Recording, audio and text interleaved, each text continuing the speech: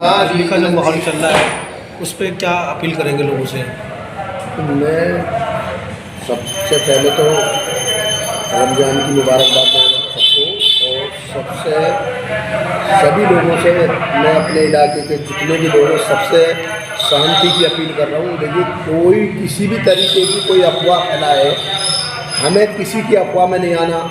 कोई फेसबुक पे कोई किसी तरीके से आके कहे, किसी की अफवाहों में नहीं आना।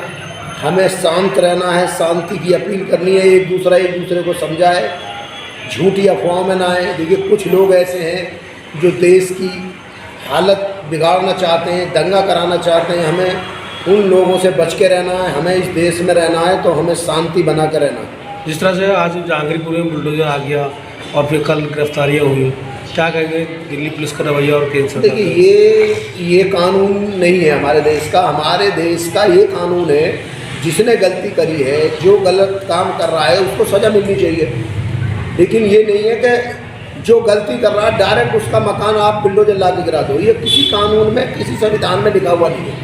अगर कोई गलती कर रहा है तो उसको कानून के तहत सज़ा दी जाए, ना कि उसका मकान डायरेक्ट ला के बुलडोजर से तोड़वा दिया जाए। ये कोई कानून नहीं है। जिस तरह से मुस्लिम इलाकों में खासकर फ्लैग मार्च किया जा रहा है, दूसरे इलाकों में नहीं, तो ये माहौल बिगाड़ने की मान लें इसको? नहीं, ये सही है, अलर्ट है। कभी कोई ऐसी अफवाह हो जाती है, कोई उल्टे सीधे लोग आ जाते हैं, वो दंगा करा देते हैं। लेकिन फ्लैग मार्च कर रही है पुलिस, बहुत बढ़िया है और करना भी चाहिए, हम पुलिस के साथ हैं। और मैं फिर आखिर में यही बात कहना चाहता हूँ, देखिए, देश बचेगा तो हम बचेंगे। देश को हमें बचा कर रखना है, देश को हमें तरक्की की तरफ ले जाना चाहें। ये नहीं है। देखिए, मैंने कल टीवी खोला, टीवी पे खोलते ही टीवी पे एक खबर आती है, योगी जी के बुलडोजर ने पकड़ी रफ्तार। तो मैं आप सबसे और आपके चैनल से ये बात कहना चाहता हूँ कि बुलडोजर की रफ्तार पकड़ने से बुलडोजर देश नहीं चलेगा। देश चलेगा भाईचारे से, प्यार मोहब्बत से, आपस में एक दूसरे से। देखिए, हम चाहते हैं हिंदू भाई मुसलमान के यहाँ त्यौहार मनाएं, मुसलमान भाई हिंदू भाई के यहाँ जाके त्यौहार मनाएं। हम एक दूसरे के यहाँ जाएं, एक दूसरे का पता रखें।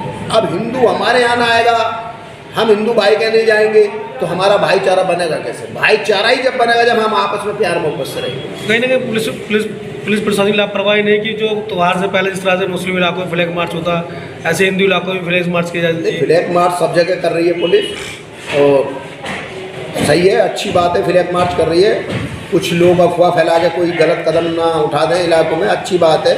हिंदू इलाकों में भी फ्लैग मार्च हो रहा है, मुस्लिम इलाकों में भी फ्लैग मार्च हो रहा है, इसमें ऐसी कोई बात। अब ईद नज़दीक आने वाली है, सफाई व्यवस्था की क्या तैयारियां की गई हैं? जिससे सफाई व्यवस्था की मुस्तवाद की जिम्मेदारी हमारी है। इंशाल्लाह ईद से पहले सारा मुस्तवाद टनाटन मिलेगा। झाड़ू चूना कूड़ा सब सफा करा देंगे हम। अभी 4-5 दिन पहले कुछ परेशानी हो गई थी। देखिए, एमसीडी सरकार बीजेपी की है और दिल्ली में सरकार झाड़ू की है। ये नूरा कुश्ती कर रहे हैं दोनों आपस में। बीजेपी वाले कहते हैं हमने पैसे दे दिए, झाड़ू वाले कहते हैं हमने पैसे दे दिए, बीजेपी वाले कहते हैं हमें पैसे नहीं मिले। आज हमारे जो कर्मचारी हैं 3-3 महीने 4-4 महीने चढ़ गए, उनकी तनख्वाह तक नहीं मिल रही। हमारे यहाँ जो ट्रैक्टर चलते थे 5 साल हो गए, उन ट्रैक्टरों के पैसे नहीं मिले। अभी ये जो टिप्पर चलते हैं 2 साल से, इन टिप्परों के पैसे नहीं मिल रहे। तो कूड़ा उठाने में परेशानी हो रही है और एमसीडी में पैसा नहीं है। और जब कांग्रेस की सरकार थी एमसीडी में, कभी ये चीज़ों की दिक्कत नहीं आई। और जब दिल्ली में कांग्रेस की सरकार थी तो केंद्र में बीजेपी की सरकार थी, वाजपेयी प्रधानमंत्री थे, शीला दीक्षित मुख्यमंत्री थी, कभी किसी की तनख्वाह लेट नहीं हुई। जिस तरीके से कांग्रेस जीरो में पहुंच चुकी है, क्या उम्मीद की जा रही है कांग्रेस आएगी दोबारा? बिल्कुल आएगी कांग्रेस दोबारा, और कांग्रेस फुल बहुमत में आएगी। अब देखिए, लोग हमसे नहीं, बीजेपी को तो कहना ही है कि हम तो कांग्रेस मुक्त भारत को बनाएंगे। ये कहने के जुमले होते हैं, कहने के। देखिए, ये कहने वाली बात होती है। कांग्रेस इतनी बड़ी पार्टी है, कांग्रेस को किसी का बाप यहाँ से ख़त्म नहीं कर सकता। कांग्रेस की देन है जो आप सब लोग आज हिंदुस्तान में, जब सुई भी नहीं बनती थी, आज हिंदुस्तान में परमाणु बम तक बन रहे हैं, ये सब कांग्रेस पार्टी की देन है। बताइए कौन सी पार्टी ने देश के लिए क्या करा जो कांग्रेस ने कुर्बानी दे रखी है? मैं ये जानना चाहता हूँ, जैसा कि अब जो प्रशासन चलाया जा रहा है उसमें हिंदू मुस्लिम के जो फसाद ज़्यादा सामने आते हैं, इससे पहले कांग्रेस भी सत्ता में रही, कांग्रेस फिर भी सत्ता में आ सकती है। क्या कांग्रेस आने पे इस चीज़ का संशोधन करेगी, या अगर कोई विकास के अलावा अगर कोई हिंदू मुस्लिम की बात करता है तो उसको जेल में डाला जाए? नहीं, ठीक है, ये नहीं है, ये तो बदले की भावना की राजनीति हो गई, ये नहीं है। ठीक है, आप जो गलत काम कर रहा है, क्या वो हिंदू है या मुसलमान, जो गलत काम कर रहा है उसको सजा मिलनी चाहिए। तो ये गुनाह को जेल में तो ये गलती तो होगा जो हिंदू मुस्लिम बात करे। हिंदू मुस्लिम बात क्यों करते हैं? विकास की बात क्यों नहीं करते?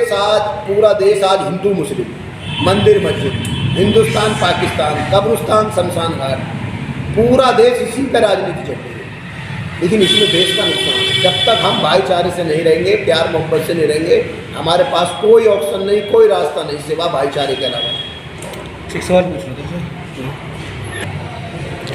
मारूफ भाई, आपके वार्ड में जो स्कूल है एमसीटी का, इसमें करीब 1500 करीब बच्चे हैं और टीचर हैं 18। क्या पर्याप्त मात्रा में है? इसमें कुछ डिमांड की गई? तो हमने कई बार इसका लेटर दिया है कि भाई हमारे स्कूल में टीचर और बढ़ाए जाएँ, टीचर और बढ़ाए जाएँ। जब भी हम लेटर लगाते हैं, जब भी यही बात होती है कि भाई वो अभी एमसीटी में पैसा नहीं है, जो टीचर लगे हुए हैं 6-6 महीने उनकी सैलरी नहीं मिल रही अभी, तो अभी नए टीचरों की भर्ती कैसे करें? तो एमसीडी में मैंने अभी पहले भी बताया था कि एमसीडी में बिल्कुल पैसा नहीं है, हमारी एमसीडी बिल्कुल बजट नहीं है। जो हमारे कर्मचारी उनकी तनख्वाह भी नहीं मिल पा रही है। 1400 कुछ बच्चे एमसीडी का स्कूल है जो हमने बनवाया, उसमें पढ़ रहे हैं। तो और हम प्रयास करेंगे कि इसमें और टीचर लगाए जाएँ, और हम उर्दू का, जो हमारे इसमें एमसीडी वाले में उर्दू नहीं है, हम उर्दू का भी प्रयास करेंगे कि इसमें उर्दू जल्दी से जल्दी लाई जाए। सर, बुनियाद के तहत दिल्ली सरकार भी टीचर दे दी है एमसीडी को, क्या उसकी कभी पैरवी की गई? क्या मिशन बुनियाद एक दिल्ली सरकार का एक प्रोजेक्ट है जिसके तहत एमसीडी स्कूलों में भी टीचर दी जाती है, तो क्या इस तरह की पहल की गई यहाँ पर? दिल्ली सरकार की मैं ज़्यादा नहीं बात करूँगा, क्योंकि दिल्ली सरकार ने, जो आज दिल्ली में सरकार है केजरीवाल की, दिल्ली का बेड़ा गलत कर दिया। लोग इसी बात पर, देखिए मैं फिर बोलता हूँ तो लोग वो कहते हैं कि मारो उल्टा सीधा बोलता है। 5 किलो जो गेहूँ दे दिए ना हमें, ये 5 किलो गेहूँ ले जाओ फ्री में। हमें फ्री में गेहूँ क्यों दे रहे हो आप? हमें रोजगार दो, रोजगार मिलेगा और हमारे पास रोजगार होगा, हम गेहूँ भी ले लेंगे, दूध भी ले लेंगे, चीनी भी ले लेंगे। हमारे तो भीख मांगने की आदत डलवाई। 5 किलो गेहूँ दे रहे हैं केजरीवाल जी, राशन फ्री मत दो भैया हमें कोई चीज़, हमें रोजगार दो। आज आप दिल्ली की हालत देख लो, हर गली में नशे हुई, हर गली में नशा, और केजरीवाल जी ने एक बोतल के साथ दूसरी बोतल फ्री। जैसे पहले हमने देखा था ना, चाइना बाजार लगते थे गाँव गलियों में, चाइना बाजार में एक खिलौने के साथ दूसरा खिलौना फ्री। ऐसे केजरीवाल जी ने शराब दिल्ली में बांटी है, एक पेटी के साथ एक पेटी फ्री, एक बोतल के साथ एक। इससे दिल्ली नहीं चलेगी। एजुकेशन की बात हो रही है, स्कूल पर जो टीचर, एजुकेशन कहाँ है दिल्ली में? बताइए कहाँ है, क्या है? वो जो हमारे कांग्रेस पार्टी के टाइम के स्कूल है, उन्हें ही पुताई उताई करके उनका फोटो डाल देते हैं कि जी हमने स्कूलों को चमकाया। आप बताओ स्कूल बनाए कितने, हॉस्पिटल कितने बनाए आपने? कुछ नहीं बनाया। शीला दीक्षित, तो आपके वार्ड में जो स्कूल है उसमें क्या दिल्ली सरकार की टीचर मिली या नहीं? नहीं, कोई टीचर नहीं मिले, और दिल्ली सरकार की तरफ से कोई सुविधा नहीं है। देखिए मैं आप कह रहा हूँ, जो केजरीवाल जी, मैंने पहले भी बोला, आज भी बोल रहा हूँ, केजरीवाल जी कोरा RSS का आदमी। जब केजरीवाल जी अन्ना हजारी के साथ धरने पे बैठते थे, सब लोगों ने टीवी पे देखा होगा। केजरीवाल जी ने कहा जब हम सत्ता में आएंगे, हम सरकार चलाएंगे, सबसे पहले हम वो क्या नाम है, कौन सा बिल है उनका, लोकपाल बिल लेकर आए। आज कोई मीडिया वाला, कोई मंत्री, कोई MLA, कोई दूसरा विपक्ष या कोई भी लोकपाल का कोई नाम लेने वाला नहीं। और केजरीवाल जी ने कहा मैं अपने बच्चों की कसम खा कर कहता हूँ, ना कोई VIP मकान लूँगा, ना गाड़ी लूँगा, ना सिक्योरिटी लूँगा। आज केजरीवाल जी के कोठी में देखो, कम से कम भी 60-70 तो AC लग रहे हैं और पूरी सिक्योरिटी मिली हुई है। तो देखिए कहना अलग बात है, ये लोग झूठ बोलते हैं और झूठ की बुनियाद पे ये लोग सरकार में आए, सब लोग। अगर कांग्रेस की सरकार में छींक भी आ जाती थी तो केजरीवाल जी धरने पर बैठ जाते थे। जब से बीजेपी के अंदर में आई है, एक धरना बता दें केजरीवाल जी मैंने धरना दिया बीजेपी के खिलाफ, तो बीजेपी और केजरीवाल ये मिले हुए। चलो केजरीवाल बीजेपी मिले हुए हैं, वो नहीं धरने बैठ रहे, कांग्रेस धरने पे क्यों नहीं बैठ रही? कांग्रेस फुल धरना प्रदर्शन कर रही है कि बताओ, अभी केजरीवाल जी के घर पे भी हमने कई धरना प्रदर्शन करे। जब वही लौट का थे, स्कूल के व्यवस्था के लिए कुछ कहा उन्होंने? नहीं, कुछ नहीं, कुछ नहीं दे रहे वो।